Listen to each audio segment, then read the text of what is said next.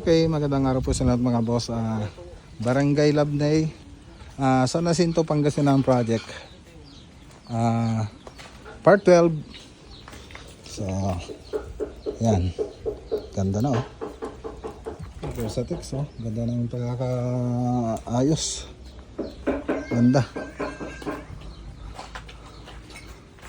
So, yung last na pumunta tayo rito, hindi pa natakpan yung mga kornisa niya. Ay, yung mga cabinet niya. Pero ngayon, nakapagtakip na tayo. Ayan. So, i-update po natin. So, yung grid animation nito, makikita nyo naman dun sa part 1 ng video natin. So, dito, ayan, linis na lang dito sa may TV console. So, yan na lang po yung gagawin dyan. Ayan, so, may ilaw na rin siya. Marine laminated board na matte white tsaka walnut. Yan po yung ginamit natin dito ang materials. So, lahat po, pati dito sa kitchen cabinet, ganun din yung nilagay natin dito. Yan o. Pero dito, marine laminated board din, tapos na white, tapos yung walnut din. Okay. So ito yung lagay ng tangke. Yung hindi basuka. Ito yung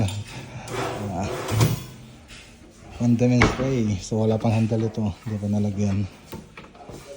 Okay. Pull out basket. Tapos ayan, pwede mo lagay ng bandihado. Ayan mga tray.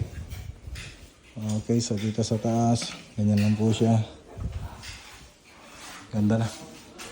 Ganda na ng pagkaka-install. Tapos dito, ayan, may ilaw na. So linis na lang dito. Linis.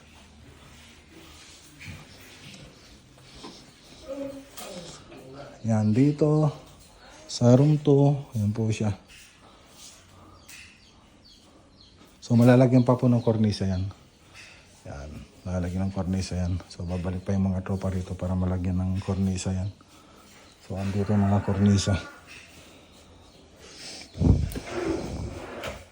Puno ng drawer oh. Daming drawer, hindi pa nakapaglinis.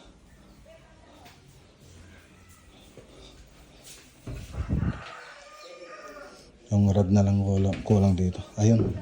Lalagay na lang yung rad dito, yung hangaran.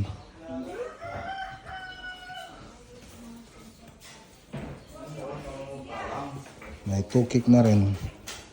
Tapos dito yung isang kwarto. So, may vanity. Ayan, yung vanity oh. Tapos may TV console din.